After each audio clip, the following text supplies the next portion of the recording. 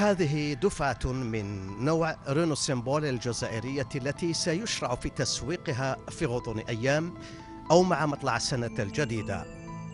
قرار التسويق جاء بعد تجارب ناجحة أجريت برومانيا على عينة منها. هذا المولود الصناعي هو ثمرة تسهيلات جمركية وجبائية ومراجعة هادئة وناجحة لمناخ الأعمال في بلادنا. مناخ ترجمه أول مصنع لتركيب السيارات على مساحة 151 هكتار بالمنطقة الصناعية بوادي تليلات بوهران. ينقسم المصنع إلى أقسام، أكبرها قسم التركيب وقسم التخزين. جي في الانفونتير السلعة كي تدخل حنا نحسبوها او ميم طون تاني ما نحسبوش السلعة اللي دخلت، نروحو تاني داخل كاع لاشين نشوفو كاع اللي عندهم لي غيبو صوالح، نكونو اسويفغ مع لي بياس. يعمل المصنع بنظام الوردية الواحدة ل8 ساعات في اليوم ب250 عامل.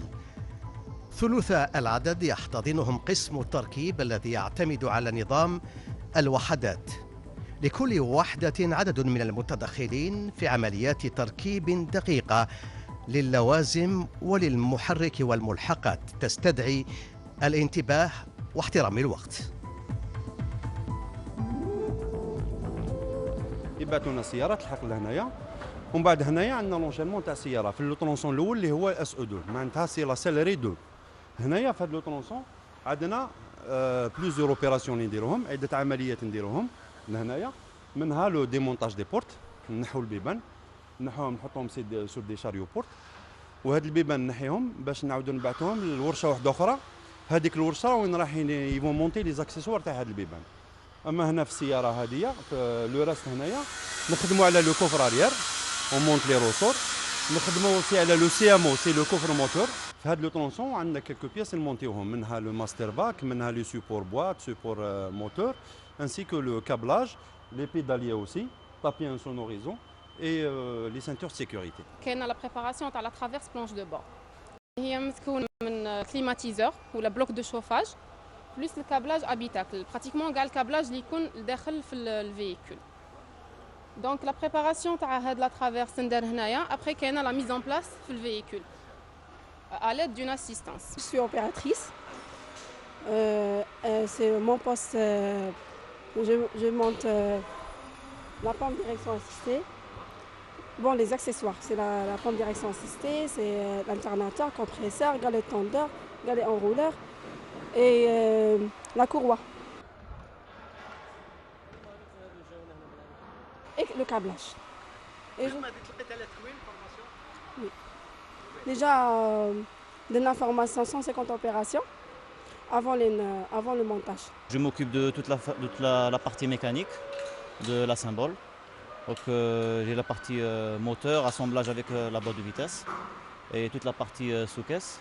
Et pour finir, l'accostage avec les balancelles. Nous, là, c'est le tronçon mécanique, c'est préparation moteur et la sous-caisse. On a fait déjà des formations. On a fait premièrement formation APW à Tlilet et dextérité connectique à Romanie. J'ai 3 unités élémentaires de travail à ma charge. Celle-là, c'est la première unité de travail. Donc elle consiste à la préparation des boucliers, montage des boucliers, montage des projecteurs. Les boucliers, c'est les pare-chocs. Couramment parlant, c'est les pare-chocs. Les projecteurs, c'est les phares. Donc on a le montage à les phares et les pare-chocs. Voilà. Là, c'est le premier poste. En bas, ça va avancer. Donc avancer. Le prochain poste, on va monter tout ce qui est habitacle, c'est-à-dire le salon des véhicules. هنا عندنا البيبان يجونا من اليونيتي الاخرى اس 2 يجونا عندنا لهنا ونديروا بريباراسيون لي بورت، يجوا خاويين ونعمروا لي بورت. بور سا اون لو بريبار، من بعد نمدوهم لاشين باش نركبوهم في السياره. هنا عندنا 6 خدامين. من 7 إلى 8 دقائق لتركيب السيارة الواحدة قبل تدخل الفريق الخاص بالفحص ومراقبة الجودة، المرحلة ما قبل الأخيرة قبل ركون السيارة إلى الحظيرة. ما كانش ان ديفو يفوت علينا وما نعلموش عليه مليق كاين دي بيناليتي تاع لي ديفو. C'est des personnes certifiées par la direction de Renault. Une certification qui dure au minimum 3 mois. Tout. L'extérieur, l'intérieur, aspect, peinture, tôlerie, fonctionnement. هنا رانا في واحد المكان يسموه لو بون باراليليزم. هنايا يندار تو سكي ريغلاج تران افون اي سونتراج تاع لي بروجيكتور. هنا العامل لوبيراتور يدير لو سويفي نتاعه على حساب لو لوجيسيال. مصنع تركيب السيارات بوادي تليلات هو ثمرة شراكة جزائرية فرنسية على أساس قاعدة 51-49%. صمم لتركيب 25,000 سيارة في السنة وتوفير 250 وظيفة كمرحلة أولى. الهدف من المشروع تمكين بلادنا من صناعة تملك بشأنها الجزائر قاعدة عمالية متمرسة وعريضة سواء بداخل الوطن أو بخارجه.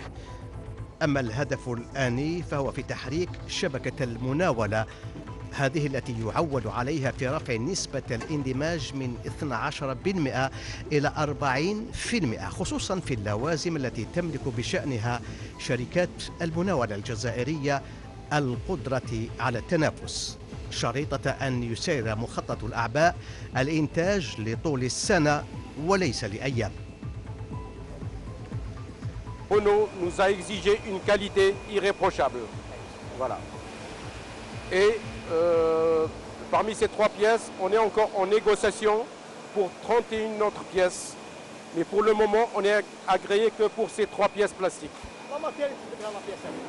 La matière, elle est importée. C'est du polypropylène.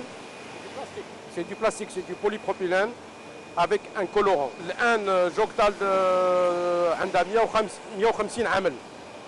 مع الآن زدنا مع رونو راح نشوفوا مع نو بارتنير باش نبنيو وزين واحد اخر ان شاء الله يا ربي qui sera spécialisé pour Renault Algérie et inchallah on vise l'exportation inchallah ya rabbi. Maintenant pour Renault pour ces 3 premières années on n'a que 25 000 voitures. Pour Joktal c'est 5 jours de fabrication par an. Mais on s'est sacrifié pour l'Algérie.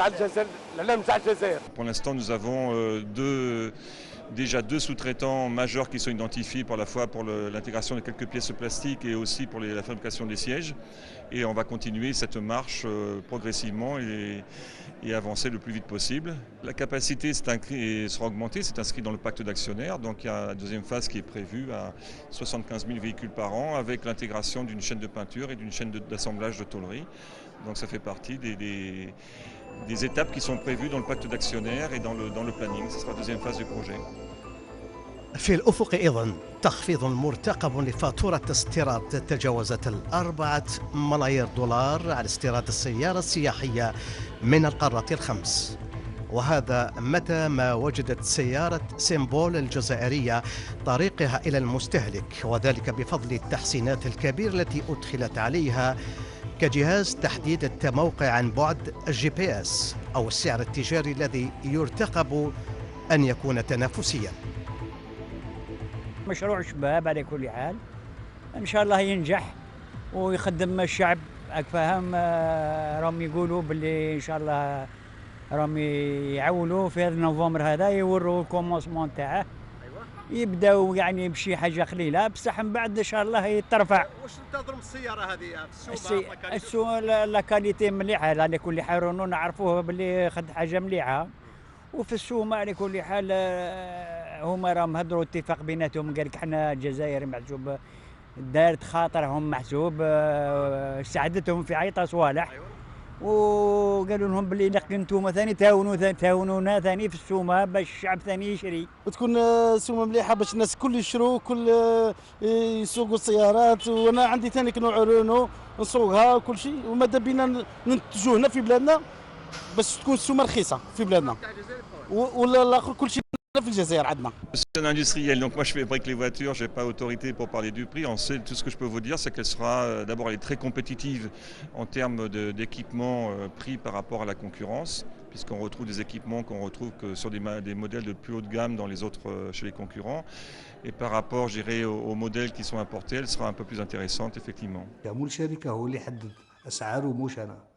أنا كدولة حضرت له المناخ، حضرت له، أعطيته التسهيلات، أعطيته الشيء اللي كان ممكن عليا نوجده له باه يقدر يخلق هذا المصنع ويخلق هذه السيارة الأولى للمرة الأولى في الجزائر.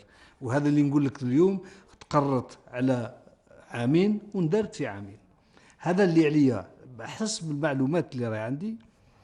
الطرز اللي اخترناه في البداية اخترنا الطرز الأعلى qui est du niveau 3, c'est-à-dire le plus équipé, le mieux équipé. Comme on dit couramment, toute option. Mais زيادة على هذا درنا له جهاز تاع جي بي اس.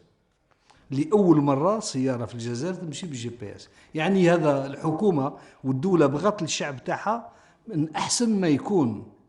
هذا ما يمنعناش باللي في الدفعة الجاية راح نجيو ونروحوا للنيفو 2 ونروحوا للنيفو 1. حتى الشيء اللي نقدر نقول لك عليه، ما نقدرش نهضر لك ساعات، ولكن الشيء اللي نقدر نقول لك عليه هو ان لما تقارن نفس لو ميم كاليتي يكون السعر عندنا احنا ادنى من السعر اللي رانا نتكلم عليه. في سياق الحدث إذن يمكن القول أن ما صعب إنجازه قبل 4 عقود هو اليوم حقيقة على الأرض. مصنع للتركيب بالمواصفات الدولية على أمل أن يؤسس هذا لقاعدة صناعية صلبة ومتكاملة من شأنها أن تدفع بالقطاع الصناعي بشكل عام إلى الواجهة، إلى الاستجابة أكثر لعالم الشغل، وإلى الإسهام في الرفع من عائدات البلاد خارج المحروقات. أتذكر جيدا وأنا تلميذ في المتوسط أنني قرأت في إحدى المجلات، وكان ذلك سنة 1971، أن نفس المدينة وهران كان بها مشروع لتركيب السيارات ومع نفس الشريك، لكن أسباب اقتصادية اجتماعية وحتى سياسية حالت دون ذلك. اليوم ها هو المشروع يبعث من جديد في ظل ظروف مغايرة ومراجعة هادئة للعلاقات الاقتصادية بين الجزائر وباريس. مصنع لتركيب 25,000 سيارة من نوع رونو سيمبول وتوفير 250 وظيفة كمرحلة أولى. قد يقول البعض هذا قليل، صحيح، لكن الذي يجب أن ينظر له أنه في ظل تنافس الدول على استقطاب الشركاء ورؤوس الأموال أن هذا المشروع ليس غاية في حد ذاته، لكن وسيلة لنقل وتحويل التكنولوجيا في فرع من الصناعات الثقيلة، عادة ما يعتمدها الخبراء كمرجع لقياس تطور اقتصاديات الدول.